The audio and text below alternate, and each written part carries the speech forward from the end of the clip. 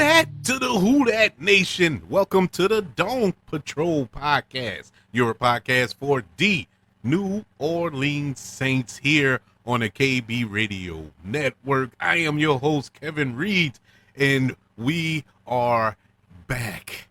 The Dome Patrol podcast is back. We are back and better than ever, I would like to think. We have been off this whole offseason.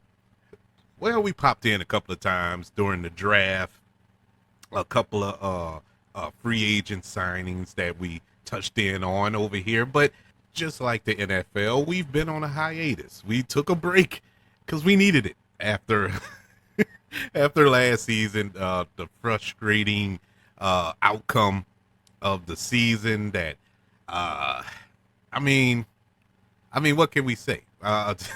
What can be said that hasn't been said or haven't been felt by the entire Who Dat Nation? This team has underachieved for the past couple of years, but last year it really stuck out like a sore thumb. It was really, really bad. To have the worst strength of schedule in the entire football league, to have the worst division in football, to have multiple opponents. I would say last season the Saints only went up against maybe 3 quality quarterbacks all year. 3. And to have the end result that we ended up with was completely ridiculous. It's embarrassing. It is downright embarrassing. The Saints ended last season with a 9-8 record, which is a winning season, technically. The first winning season for Dennis Allen in his entire head coaching career. But is it really a winning season? Do you really felt like you won anything last year, even though we finished above 500? And no, because you only mustered up 9 victories. Last season, we brought in our new quarterback, Derek Carr, who around this time last year, almost to the day, I was 100% on board with this Derek Carr experiment. I felt that he was something that can help us in our quest for another Super Bowl. I didn't think he was the second coming of Drew Brees.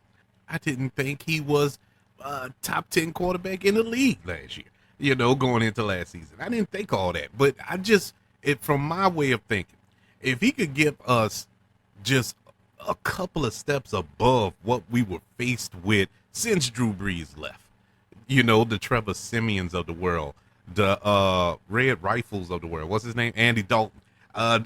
If he could be better than that, I felt, hey, we got a chance to do something. I'm looking at the division. The division is weak. Tampa no longer has Tom Brady. They have Baker Mayfield. Carolina Panthers, they have a rookie quarterback, Bryce Young. And Atlanta don't know what they want to be. At least they didn't last year. And so I'm like, okay, at least we can take this division. Boy, was I wrong. This was an embarrassment, an embarrassing display of football. And at the end of the season, we all remember the infamous press conference when Mr. Ed, Mickey Loomis got up there chewing gum like it was the last piece of gum found on planet Earth, and proceeded to tell us that Dennis Allen is in the same atmosphere as a Bill Walsh, as a Chuck Knowles, as a Tom Landry, as a Bill Parcells. These are names he named, not me. He named them.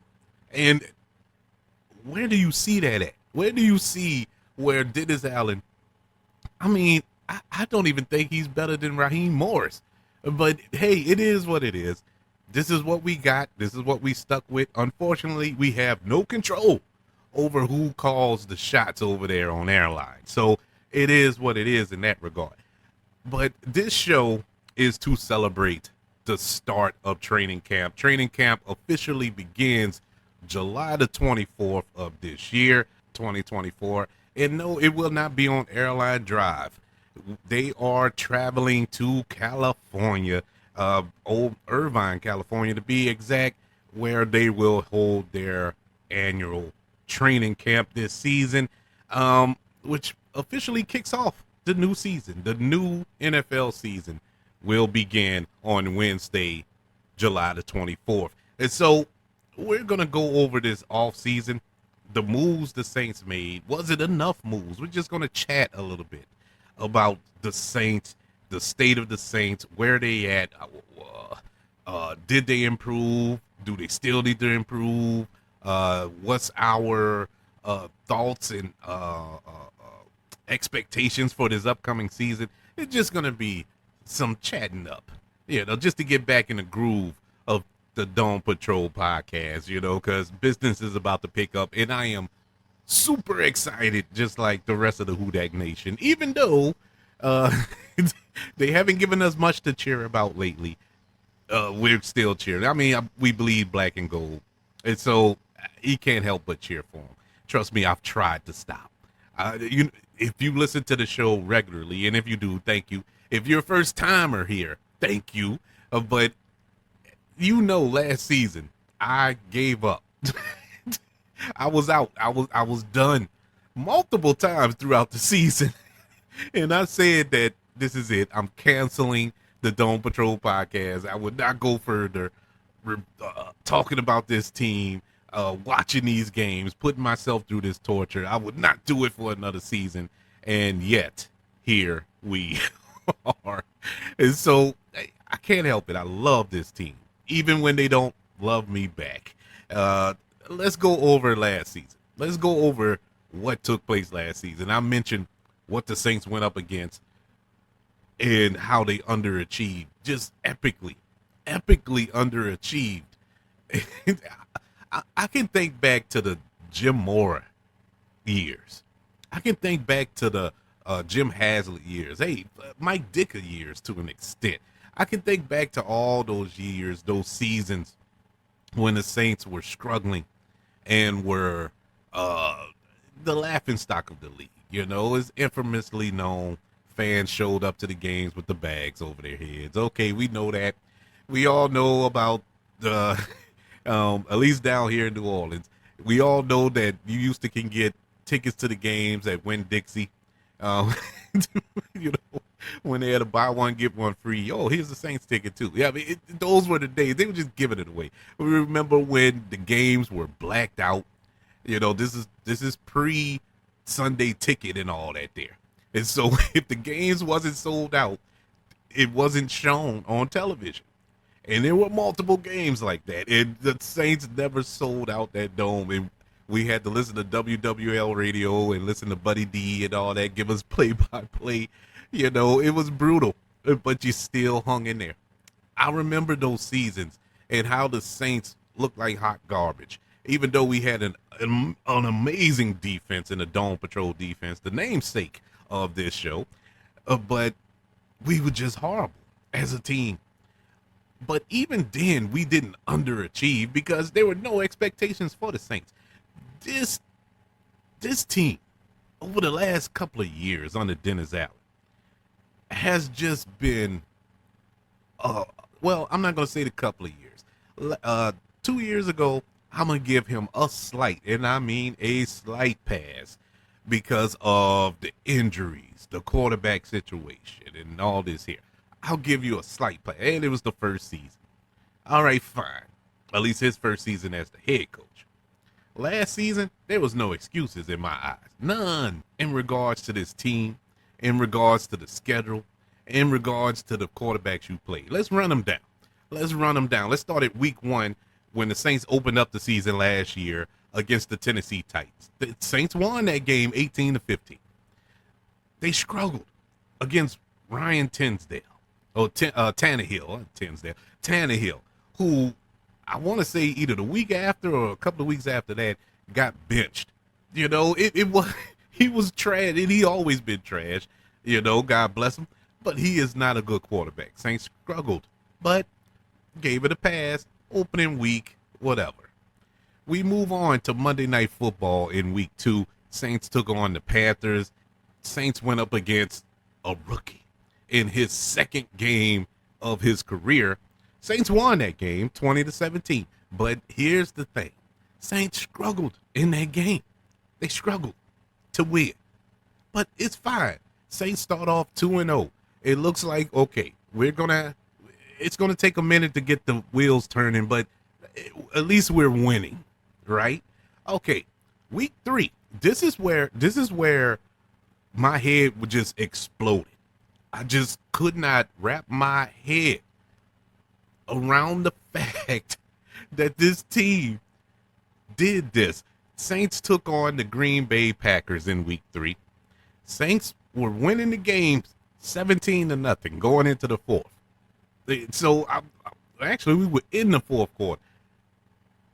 We lost this game 18-17. These people scored 18 unanswered in the fourth. Up to that point, the Green Bay Packers did absolutely nothing. Jordan Love looked like trash the first 3 quarters. He looked like trash. And I don't know. Well, let me take that back. He didn't look like trash. The rest of the team looked like trash. He was poised. I actually liked how he conducted himself in that game. He wasn't rattled. The moment wasn't too big. Even though they were down by 17 points, he still looked like, oh, we got this. And he was right. he was 100% right. But in case that wasn't bad enough, week 4, the Saints took on their division rivals, the Tampa Bay Buccaneers. Baker Mayfield, first year there in Tampa.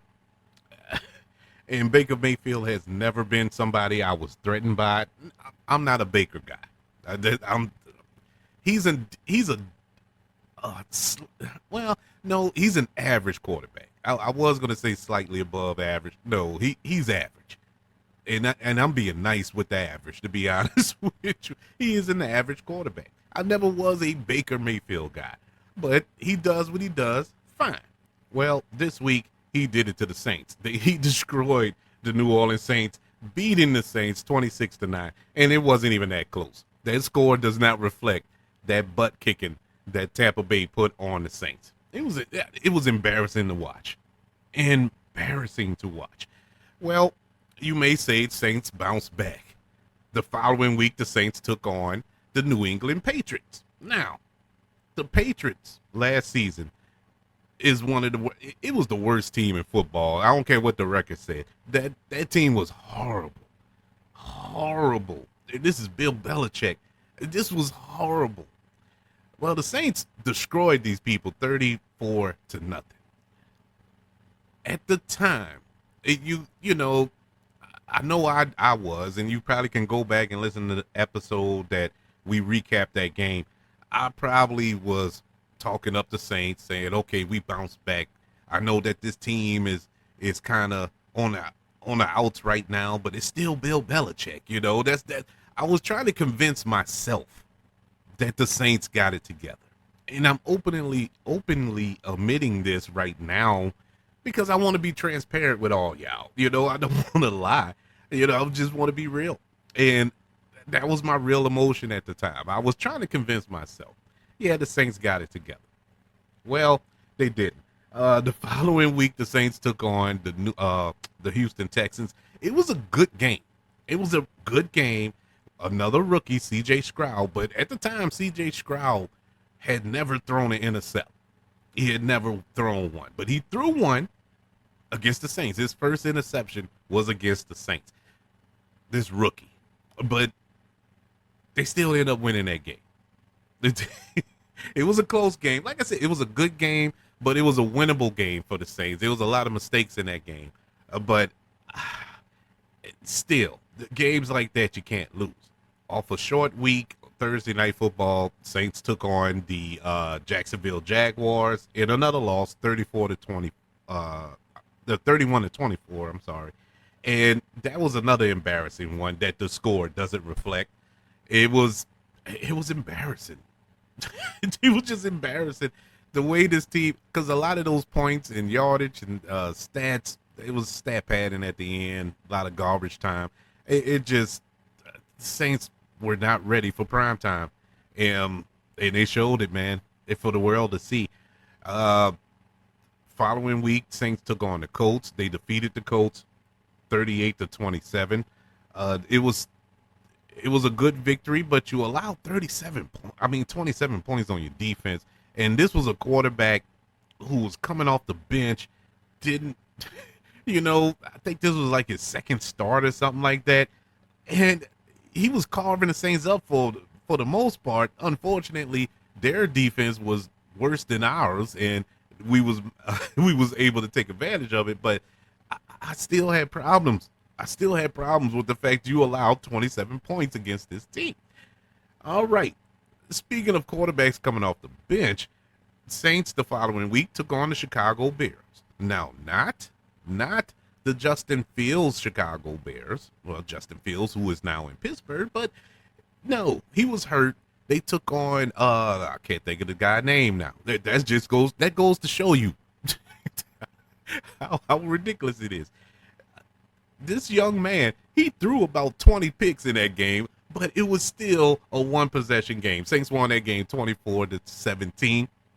They struggled. The defense struggled again. Yes, the Saints won the game, but it was nothing to cheer about in that game, about that game. The following week, Saints took on the Minnesota Vikings. They lost that game 27-19. That was the game. When what's the guy name? The quarterback, the one with alopecia. I can't think of his name, but he got there like 2 days before this game. They signed him, and he started. He didn't even know his teammates' names, and he went in there and carved the Saints up, 27-19. I mean, tore the Saints up. Just got off the plane. They just handed him his jersey. He didn't even have the playbook. But he managed to destroy the Saints. You can't make this stuff up, people. You honestly cannot make this up. The following week, the Saints took on the Falcons. The Falcons beat us 24-15.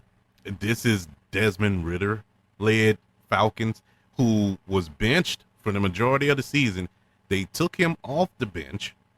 They took him off the bench to start against the Saints, and he beat them. I can't make this up, people. Moving on to December the 3rd, the Saints took on the Detroit Lions. I wasn't expecting the Saints to beat the Detroit Lions. The Detroit Lions are one of the best teams in football last season, and I can honestly say the Saints really put up a fight against Detroit. I was actually proud in that loss. I wasn't upset at that loss so much. I still saw opportunities for us to win that game, but I wasn't super mad. We had a chance at the end if memory serves, but yeah, typical Saints. I was expecting it, so it didn't really bother me. But the Saints lost that game. Saints went back for the second time, played the Panthers. They destroyed the Panthers again. They played the Giants, beat the Giants. That was with Tommy DeVito at quarterback. They beat them. Thursday night football, once again, prime time, lights is on. The world is watching. Saints took on the Rams. Rams beat us. It went 30-22. That score didn't reflect it. Then the Saints finished the season off against the Bucks and the Falcons. They defeated them, wrapping up the season at 9-8. The Rams game is what killed us for the playoff push for the division. We needed that game, and we didn't get it. Now, you can make the argument, yeah, the Saints did win 4 out of the last 5. That's great. That's great. But look what happened earlier this season when they had opportunities. There were winnable games. When they went on that 3-game losing streak against the Vikings, what was it? The Vikings, the Falcons, and the Detroit Lions. They should have won. They should have beat the Falcons at least. They should have beat the Falcons there. They should have beat Jacksonville. Now, those are 2 games right there. Those are 2 games right there that you should have had. But the biggest glaring one is the the Green Bay game. Green Bay, that was the game that really killed your playoff hopes. It killed it. And that was early on in the season. That's why every game matters. Just because you lose early in the season, you're like, oh, that's all right. We'll bounce back later on. No, those games come back to haunt you, and that game came back to haunt the New Orleans Saints last season. But that was the past. That was the past. Let's move on. This season here, we got some new additions. We got some new coaches. We have some new players. Will this be a new looking team? We shall see. It's been a busy offseason. I will say that. There's been some surprising moves that took place this offseason. First, the Saints parted ways with offensive coordinator Pete Carmichael. Now, some can make the argument they never should have hired him in the first place. He didn't want to come back. They begged him to come back. So I don't blame Pete Carmichael for none of that. Everything that went on with the offense for the past couple of seasons, I don't blame Pete Carmichael because he made it clear he didn't want to go there. He didn't want to coach here. He retired. When Sean Payton left, he left. But they begged him to come back. So that's on the Saints. Now, along with him, most of the offensive staff went as well. So now we in this search for an offensive coordinator. Now, I understand that this is a copycat league. Everybody wants the Shanahan style of offense. Everybody wants the Sean McVay style of offense, which is basically the same because they're all from the same tree. And I get it. It's successful. It's been successful in his league, even though it's not super successful for Shanahan. I mean, let's be honest. Yes, it's successful in the regular season, but how many Super Bowls does Kyle Shanahan have? I'll wait. That's what I thought. And so it's not like this is a foolproof offensive system here, because it doesn't win too many championships. Just go back through the history, people. But the Saints did pluck from that tree, sort of. They hired Clint Kubiak as the offensive coordinator. He was formerly on the staff at San Francisco, but not one of the major pieces there. It's not like he was the offensive coordinator. It wasn't like, well, was he the run game coordinator, something like that? But either way, he didn't call plays. He's never called plays. But this is the first time for everything. That's fine. You got to start somewhere. And so that's the addition here. I'm not over the moon with this hire. I mean, it's good. It's something different. It's different from what we've been seeing. I mean, the Sean Payton era is over. Sean Payton gone. That's in Denver. That's over. It's time for something new. So this is something new. Now, whether it will be successful or not, we'll see in a few weeks. But I'm not super excited by it because I really don't know what his system is. I don't know what Clint Kubiak's system is. I've read reports. I've read articles. He says it's going to be run heavy. There's a lot of motions here, which is a breath of fresh air, because that's one thing the Saints don't do or haven't done in the past. Motion. That's even under Sean Payton. There weren't too much motion going on. That's how defenses figured the Saints offense out so much, because you knew what they were about to do. But there was no misdirection at all. But along with Clint Kubiak, you have some new faces around the offensive staff, coaching staff, and I guess that's a good thing. That's another voice in the room, a different voice in the room, I should say.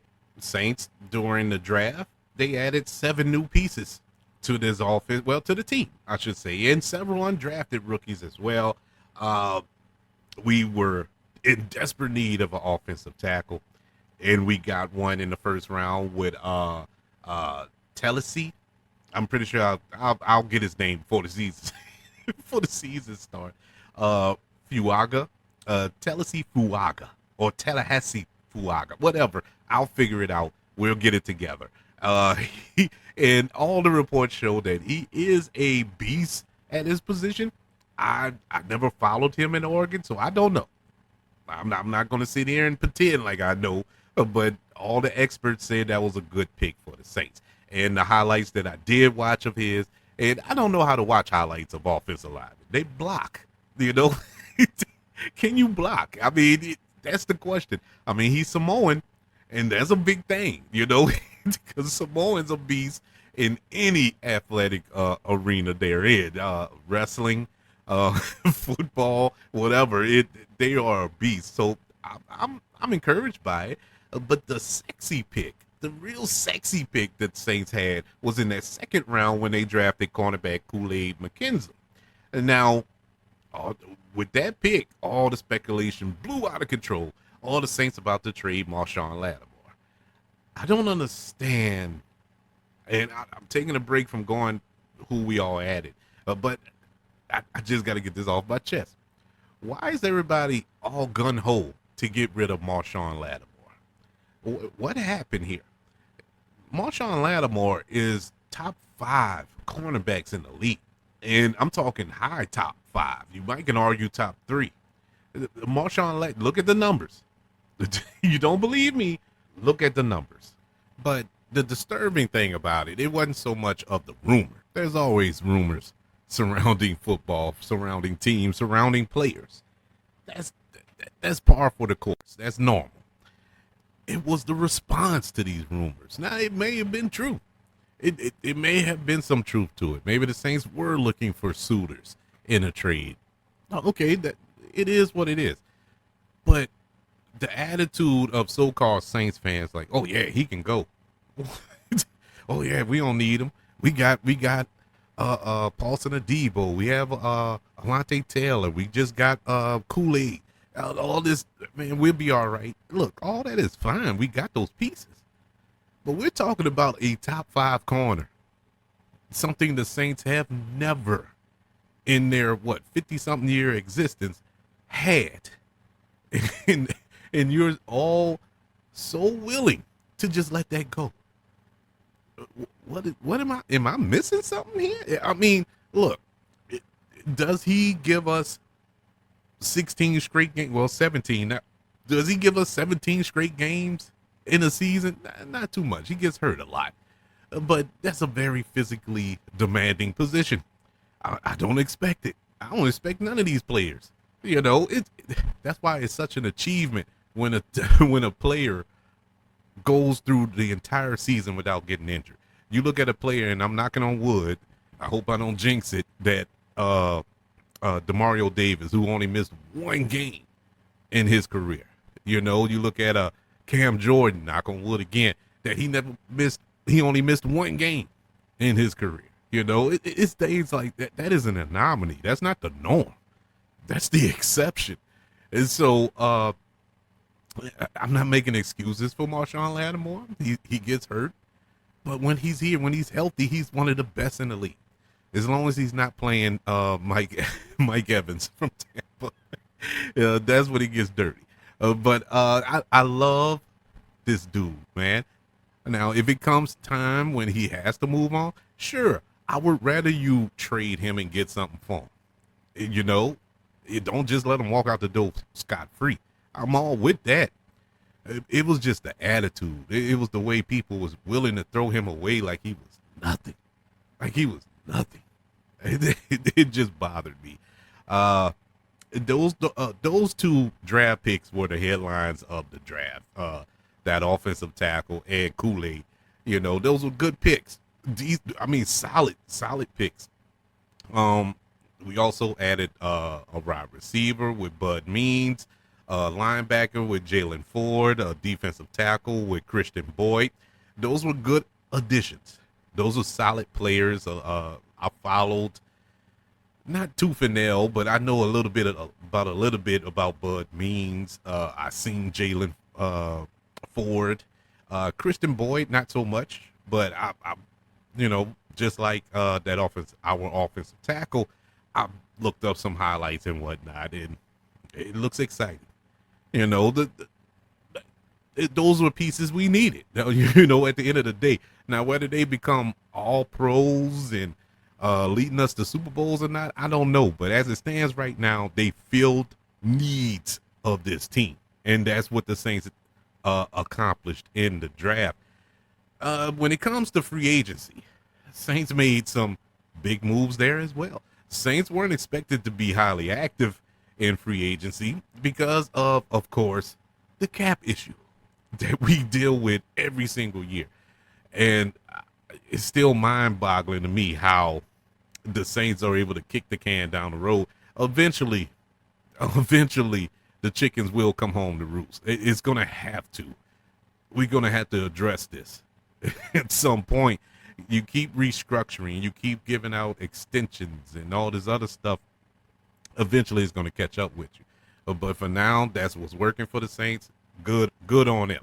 Now, several veterans on the teams did take restructures, did take extensions to help out the cap issue. And with that, the Saints were able to make some surprising amount of moves in the offseason to wheel in some talent here. Here's a recap of some of the free agents the Saints signed this past offseason, and it was a lot. there were a lot of moving and shaking from the Saints. I'm just gonna go through a few of them. I'm not gonna go through it all, but starting offensively, the Saints signed Nathan Peterman, a quarterback. Now, Nathan Peterman is what you would call a journeyman in the NFL. Nothing that's going to threaten Derek Carr's job. Nothing that's going to threaten Spencer Rattler's job. That was another addition in the draft that we got. He's just here. But I think he's more here because he knows Clint Kubiak, and whatever offense they plan to run, they need somebody here to teach it. And I think that's why he's here. The Saints also added a wide receiver. Well, two to be accurate, Stanley Morgan Jr. And I can't pronounce his first name, but St. Brown, not Amon St. Brown, who's in Detroit, but his brother. He has that long name that I'm pretty sure once the season gets ramped up, I'm gonna know his name. I hopefully it's because he's making big plays for us. But they being the Saints wrapped up those two wide receivers.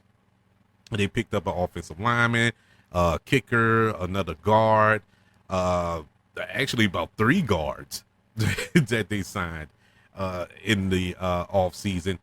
Also, Cedric Wilson, that's the third wide receiver that they picked up.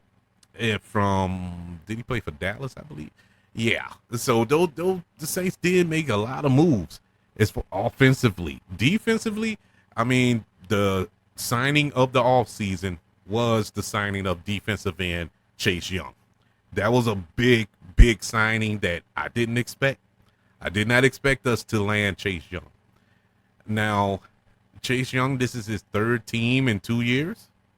I know the math ain't mathing on that, but that's the facts. He has been, of course, we know he was drafted by the Washington Commanders. He was traded early last season. He played for the 49ers, even went to the Super Bowl. They didn't win it, of course, and the 49ers decided not to re-sign him. And so here he is in New Orleans, and all accounts seems that he's excited to be here. You know, Saints got him on a prove it a deal. And so it's not like we're on a hook for 3 to 4 years with something that, you know, he hasn't proved nothing. Honestly, he's a first overall pick, a former first overall pick who hasn't shown first overall pick quality in the NFL.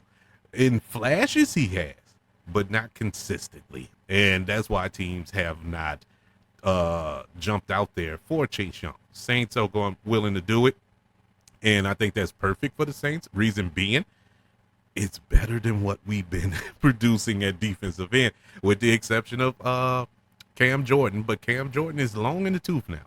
Cam Jordan isn't Cam Jordan of old. And so the other counterparts on the other side haven't quite lived up to expectations. They drafted Peyton Turner a couple of years ago. That haven't panned out. Marcus Davenport is no longer with the team. He didn't pan out. Carl Granderson, I think he did decent last year, but, you know, didn't set the world on fire. Isaac Forsky, he's heading towards bust category. He can't even get on the field. So we needed a counterpart to Cam Jordan.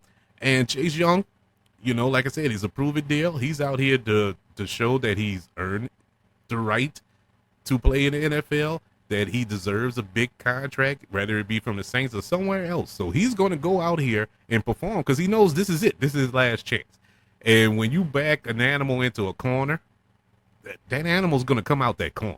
And so I'm hoping that this is the situation that can benefit not only him going forward in his career, but benefit us on the way to that achievement for him. The Saints also picked up a linebacker, Willie Gay Jr., as well as Kaliki Hudson, another linebacker as well. Shamar John Charles, a cornerback. Will Harris, a safety, real good, solid safety who's been playing in the league a minute. And so the Saints made a lot of moves, a lot of pieces in a lot of areas that needed to be addressed. And so I'm happy to a degree, to a degree, but that's just on paper. We'll have to see how it all works out on the field. Now, we made all these additions. Let's talk about some of the subtractions. Some of the players that unceremoniously left the Who Dat Nation, so to speak. And let's start with Jameis Winston. He signed with the Browns this offseason. Malcolm Roach signed with the Broncos, reuniting him with Sean Payton. Isaac Yeldon, cornerback. He was pretty decent. I liked Isaac Yeldon coming off the bench. He signed with the 49ers. James Hurst, our guard, he retired. Andres Pete, our other guard, he signed with the Raiders, and that one hurt. I didn't think it would, but it hurt because last year, he finally showed his worth. He finally showed that he is worth all the hoopla, and it took the last year of his contract with the New Orleans Saints to them to move him to left guard after this Trevor Penning experiment is blowing up in all of our faces. He took over at left tackle and did an exceptional job at left tackle. I mean, I had zero problems with him there. I don't know where this side of him came from, but hey, I'm glad that he was able to at least have one good season here in New Orleans. Now, I say that, but he had an all right run here since we drafted him a few years back, but not up to the degree to a first-round pick. See, people forget he was a first-round pick. The Saints wasted on him, and he didn't give us first-round quality, at least not to my liking. But that's just me. Zach Braun, linebacker, he signed with the Philadelphia Eagles. Zach Braun was another big loss, I feel. He was out of position here. Dennis Allen did not play him right. When he put his hands in the ground and rushed the passer, he was a beast. He was at his best. He was a pass rusher. But you had him at linebacker. I mean, he played decent. I never had a problem with him at linebacker. But once we saw him step in and take some snaps at defensive end, I was like, my God, why is he not a defensive end? But unfortunately, just like Andres Pete, they showed it all to us final year of his contract, meaning he had to move on. Now, there are other players who unceremoniously left the team that aren't signed with anybody. Those were just the signed players. Here are the unsigned players. You have Marcus May. He's still floating out there. He's unsigned. Max Garcia is still out there. Jimmy Graham, he hasn't officially retired. He's still out there. Eno Benjamin, the running back, he's still out there. Wide receiver Keith Kirkwood, who I had a lot of high hopes for. I saw flashes of a really good wide receiver there. And for one reason or another, it just didn't come together here in New Orleans. He's still out there, even though I read somewhere that he signed with the Broncos, but I couldn't find that nowhere else. It's weird. I don't know He could be with the Broncos. I don't know, but I think he's still out there. Well, I do know for certain he's not in New Orleans right now, as well as Lynn Bolden Jr. is not with us anymore. And the big one, Michael Thomas. Michael Thomas is gone. But the biggest shocker of it all, he is still unsigned with any team. I don't know what the reason is. I knew for a fact he was going to Denver. I know if all else failed, he can go to Denver. No. No. I don't know what's going on there. And now, the reason I name all of these players, because these are players who could end up back in the black and gold. Is a possibility. Except Michael Thomas. I don't see Michael Thomas coming back because he went scorched earth out the door here in New Orleans. And it pained me that this relationship broke up the way it did. Because I love Michael Thomas. I'm not in that camp with everybody else who was like, oh, he could go. Oh, they shouldn't have paid him that money. Oh, no, he's not all that good. He's nothing without Drew Brees and all this here. I wasn't in that camp. I think Michael Thomas is one of the greatest Saints receivers of all time. Only behind Marcus Colston and maybe Joe Horn. But actually, he's better than Joe Horn. So I would put him only behind Marcus Colston, in my humble opinion.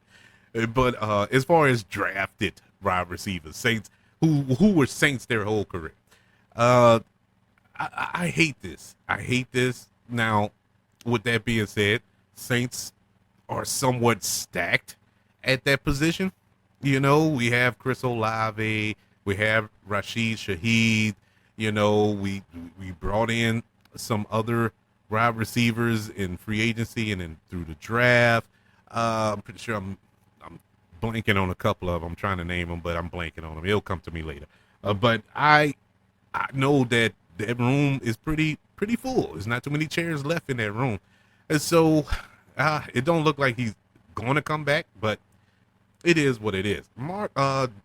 Jimmy Graham, no. Now, I said that last year too, around this time when they signed him. I was like, what for? What you signed him for? But he actually came and produced.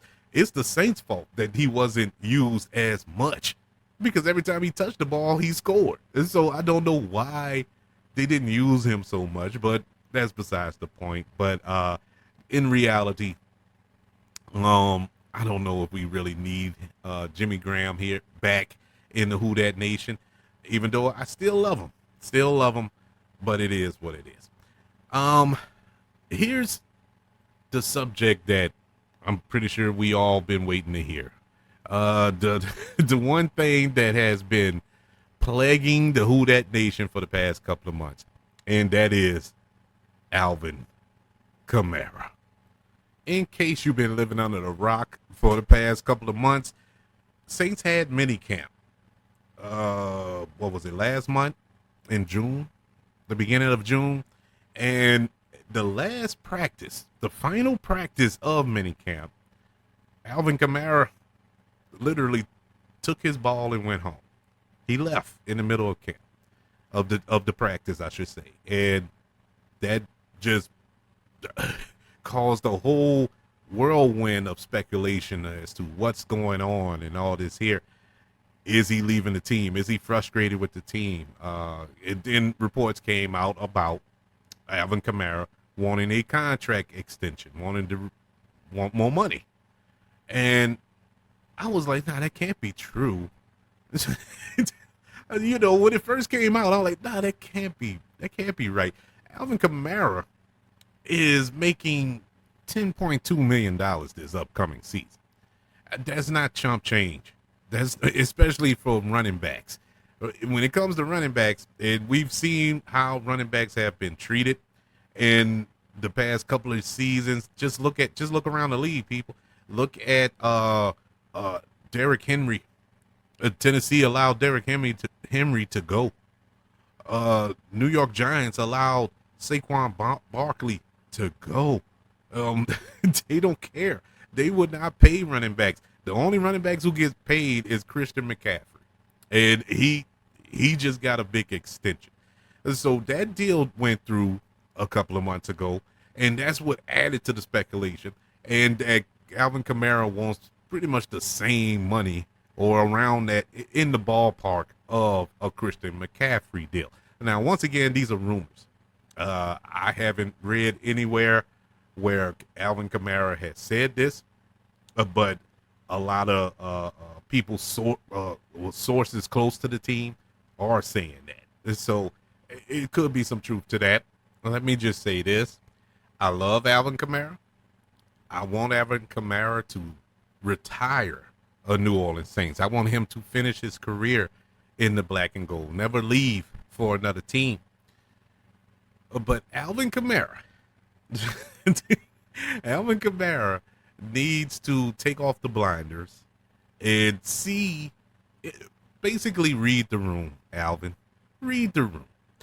The reason Christian McCaffrey has gotten the deal that he got. Now, Christian McCaffrey, I think they came in the same year, if I'm not mistaken. Christian McCaffrey and Alvin Kamara. Didn't they get drafted the same year? I could be off on that, but that's besides the point. He just got a 2-year extension in Frisco, and it's an average of $19 million with a $24 million guarantee deal. Now, Alvin, you are still, I think, the third highest paid running back in the league. There's an argument to be made. You're overpaid. Let me explain why. And like I said, I love Alvin Kamara. I love Alvin Kamara. But let me explain why he may be overpaid. Alvin Kamara is always hurt every season. He's going to be out. He's going to miss 4 games a year. You can pretty much set your watch to it. Love him, but it's the truth. And y'all know it's the truth. He will give you 4 on the sideline every year. 3 minimum. But he doesn't, and it's crucial points of the season when we miss him. And it's soul crushing. Point number 2, and I didn't know this until this happened, until he walked out on the practice and all this speculation came out, and I started doing research. So if he never would have pulled the move he pulled, I never would have did what I did and researched. And now this could be just me being dumb, and all of you out there already knew this, but I didn't know this. Alvin Kamara has never, I repeat, has never had a 1,000-yard rushing season as a New Orleans Saint. And he's been a New Orleans Saint his whole career. Now, he has had over 1,000 yards all purpose, rushing, catching, all that, receiving yards and whatnot. That's all fine and good. That's why we love him. But as far as rushing yards from a running back, he has never had a 1,000-yard season rushing. Now, I'm not going to crucify him for that. But if you want top running back money, you need to provide top running back statistics. That's how this world works, man. Come on. It's all a merit base. Everything is merit based. On your job, you are paid due to your work production. How much work production you give every day, every week, every year for your around raise time come around or whatever. That's how they judge your performance, off of your work, off of your production numbers or whatever job you have out there. It's the same thing here. What warrants you getting basically a pay raise? What have you done? Let's look at last season. Now, it's all about timing, people. Let's look at last season. He had 1,140 yards from scrimmage. That's all-purpose yards.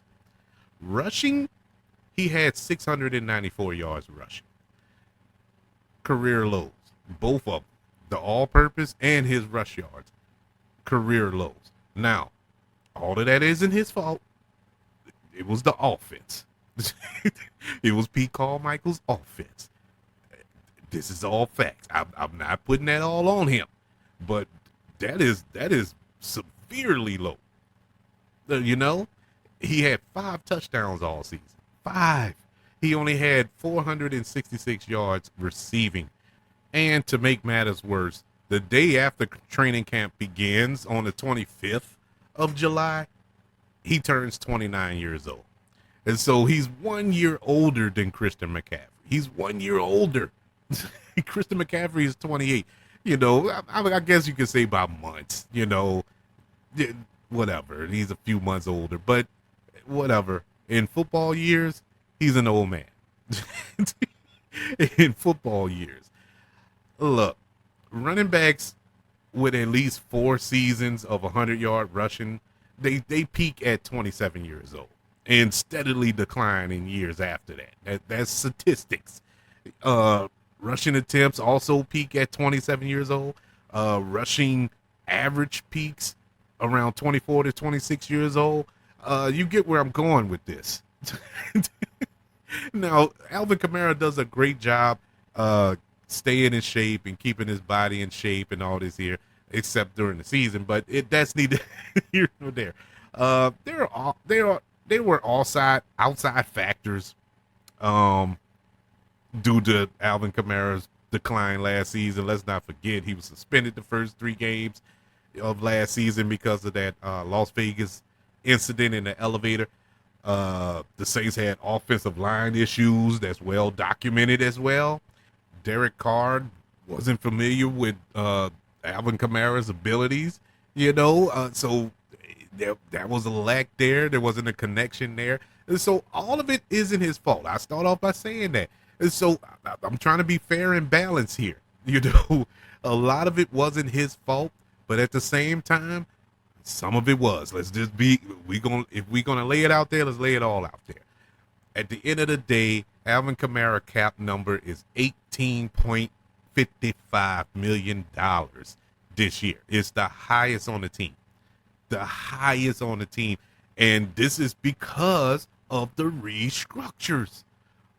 The restructuring in 2022 and the restructuring in 2023 that pushed that money back to now. And this is why we are where we are. Now, with camp about to start, the big question is, will Alvin Kamara show up? Will he show up to camp? And if he doesn't show up to camp, how long will he stay out? You know, this isn't something new. We all remember before, what was it, the 2020 season? Or was it 2021? Yeah, the 2020 season. He missed 5 practices. The first 5 practices of camp because of a contract. You know, try to get a new contract. And it worked. And this is the contract that he currently is under. And so he has no problems missing camp, sitting out camp to get a new deal. And so that's going to be the big question going into camp concerning Alvin Kamara. Now, the Saints can cut him. Not this season, but next season. And they can save up to $23 million against the cap. And so that will save them buku money on the cap if they cut him. This is hard here. I love him, but my God, man, if it's going to save that much money, because eventually that's the only way to rid yourself of all of this debt. You're gonna have to take the scissors to some of this stuff, man. And unfortunately, we're gonna lose some players that we don't want to lose. And so that's a problem. And the bigger problem is he's somebody you don't want to just let walk out the door. Just like the argument I was making with Marshawn Lattimore, if you're gonna let him go, at least get something in return. So that's the fear that I'm feeling with that. I don't want him to just walk out the door and we get absolutely nothing for him. And so that's that issue. That's the storylines going into camp. There's more, but I done wasted way too much time. Wasn't expecting to talk this long. But I'm just excited. to be talking Saints football. But before we get out of here, though, let's go over the schedule that we have coming up this season. The teams that we can look forward to seeing this year. I'm not going to make no predictions because I have no idea how this is going to play out, how the Saints are going to look, how these other teams are going to look going into this new season. But this is the schedule for the 2024-2025 season, just so you can have it out there. Let's start with preseason. This preseason, you know that they cut preseason to 3 games, and this year our first preseason game will be on August the 10th against the Arizona Cardinals. Week 2 of the preseason, we take on the San Francisco 49ers. Week 3 of the preseason, we take on the Tennessee Titans. Regular season, our first game of the year, the opener, will be Sunday, September the 8th in the Superdome. The Saints will face the Carolina Panthers. Week 2, September the 15th in Dallas, in Jerry World, at the AT&T Stadium. The Saints will take on those Cowgirls in week 2. Week 3 on September the 22nd, the Saints will take on the Philadelphia Eagles, finally in the Superdome. It felt like everything for the past 5 matchups in a row we've been going to Philly. We finally gonna get them here in the Dome. For week 4 on September the 29th, the Saints will travel to Atlanta to take on the Falcons. Week 5, my God in heaven, we travel to Kansas City, to Arrowhead, to take on the defending Super Bowl champions at Monday Night Football, the Kansas City Chiefs. Week 6, back in the Superdome, we take on our division rivals, the Tampa Bay Buccaneers, on October the 13th. On October the 17th, Thursday Night Football, here in the Superdome, we get the return of one Sean Payton and his Denver Broncos coming to the Dome to take on our Saints. Week 8 on October the 27th, the Saints will travel to LA to take on the Chargers, the Jim Harbaugh-led Chargers. And on week 9, November the 3rd, the New Orleans Saints will travel to Carolina to take on the Panthers. Week 10, November the 10th, the Saints will take on the Falcons in the Superdome. Week 11, November the 17th, back at home again, we take on the Cleveland Browns. Week 12 is finally when we get our bye, which is good in a way and bad in a way, depending on how you look at it. Week 13 on December the 1st, the Saints will take on the other Los Angeles team in the Superdome, the Rams. Week 14 on December the 8th, the Saints will travel to New York to battle the Giants. Week 15 on December the 15th, the Saints will take on the Washington Commanders here in the Superdome. Week 16, Monday Night Football yet again. And wasn't that game last year, Monday Night Football? I don't remember. It doesn't matter. But Monday Night Football, 2 days before Christmas, December the 23rd, the Saints travel to Lambeau Field to take on the Green Bay Packers. That's going to stink because late December, 2 days before Christmas, it's going to be cold and at night in Lambeau. Yeah. Week 17, which will be a very emotional day for Mr. Derek Carr as he takes on his former team here in the Superdome, December the 29th versus the Las Vegas Raiders. And for the final week of the season, week 18, which is, as it stands right now, to be determined when that date will be because it could be flexed depending on how the season plays out.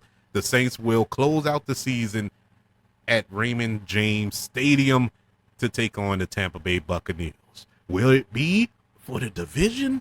Stay tuned. I doubt it. I doubt it. But that is our season. That's who we go up against this upcoming year. And I saw a report where they said that the Saints have the second hardest schedule. Oh, I'm sorry, the second easiest schedule. I don't see that. I don't see that nowhere on here. You have the Super Bowl champs. You have Green Bay, who was a playoff team last year. You have of course Tampa always plays you tough. Atlanta always plays you tough. Carolina not so much. You got the Broncos. That's going to be an emotional game. The Raiders going to be an emotional game from certain players. Even Dennis Allen, who used to coach there. Philly is always a tough game. Dallas, that flip a coin on that. It's going to be kind of tough. This is a tough schedule. Is it hard? No, it's not hard. But last year was a cakewalk of a schedule in comparison to this, and we crapped the bed on that. So I have zero confidence with this. But here's to praying that things can change. We shall see. But yes, people, football is back, and I'm so happy. I'm happy to be talking Saints football. I'm happy to be talking football, period. I have been deprived. I tried watching the UFL. It just didn't get there. It just didn't get there for me. Basketball this season was meh.